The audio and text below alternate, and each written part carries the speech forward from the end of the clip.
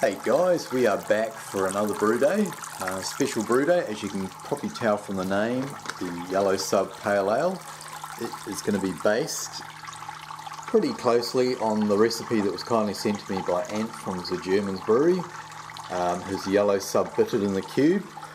So the main things I've changed is I have swapped out the grains for Gladfield's equivalent. So there's ale, some dark crystal and some light crystal in there. I'm going to do a small bittering addition at 60 minutes with Magnum, but then the rest is going to be all done with Yellow Sub, including a dry hop. So yeah, looking forward to doing this, Ant. Appreciate you sending the recipes just so I have something to work from, and hopefully I can do your recipe justice. I've also swapped out the yeast for US-05, which is the equivalent of the liquid yeast that Ant suggested. So yeah, we'll carry on with the mash. Yeah, like I say, half an hour, nearly 40 minutes into it now. It's recirculating nicely. It's starting to clear up really nice looking colour on it as well.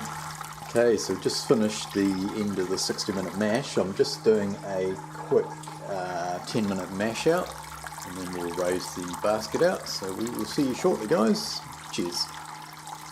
I have finished the mash out, and I've raised the grain basket out of the boiler. Just got it sitting on this cake rack, just to let as much liquid as possible drain out while we're coming up to a boil.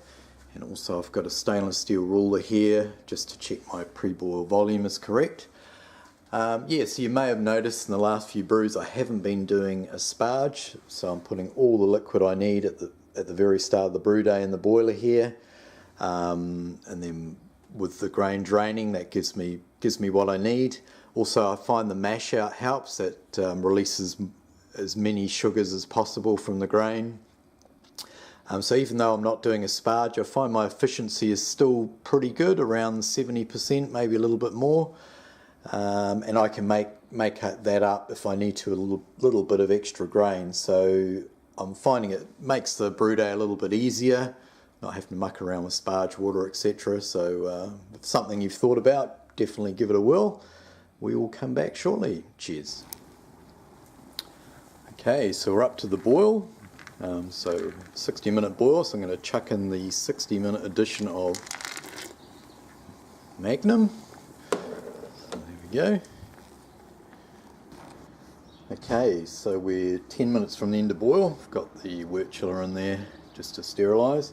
So finally we can get on to the Yellow Sub hop drops. So I'm doing 20 at 10, 20 at 5 and 20 at 0. So let's put the 10-minute ones in with half a Whirfloc. There we go. Cool. So we'll be back when we do the other two. Cheers, guys. Just thought I'd give you a closer look at the Yellow Sub pellet pack. So yeah, it's a 100-gram pack, product of Germany, 7.9% alpha acids. Characteristics of blackberries, apricot and oranges. So yeah, really looking forward to trying these out. Okay, it's time to do the 5-minute addition. Another 20 grams. And there you go. Smelling really good. Okay, so I've just cooled the wort down to just under 80 degrees, and I've just tipped in the final 20 grams of Yellow Sub, and we'll let that sit there for 15 minutes. Okay, so the hop stand's finished, and I've just turned the chiller back on. She's chilling down pretty quick, look at that. So yeah, hopefully that won't take too long. Getting some nice cold break forming there already. So yeah, we'll probably see you at the end, guys, once we transfer into the fermenter and take a gravity sample. Cheers. Okay, so we've finished cooling down and transferring. Sorry I didn't show the actual transfer. So I'm just going to pitch the yeast now. So using a whole packet and a half batch, so plenty of yeast, so I don't worry about doing rehydrating or anything. So there we go. So that can go in the fermentation box, and I'll show you the sample shortly. Cheers guys! Okay, so brew day is done. Here is the finished sample. Came out at 1050, which was a couple of points higher than I was expecting. The other surprising thing was I got 80% brew house efficiency from a no sparge, so go figure. I think the last sparge brew day I did, I only got like 75, so yeah, not quite sure what's happening there, but fantastic looking colour. We'll go on for a bit of a sip.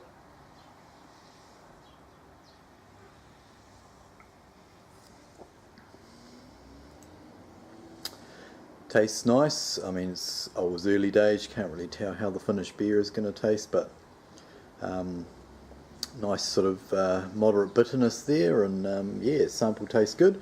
So that's the brew day done, guys. Thank you very much once again, Ant, for the hops and the recipe. We will catch you when we're ready to drink this bad boy. Cheers, guys.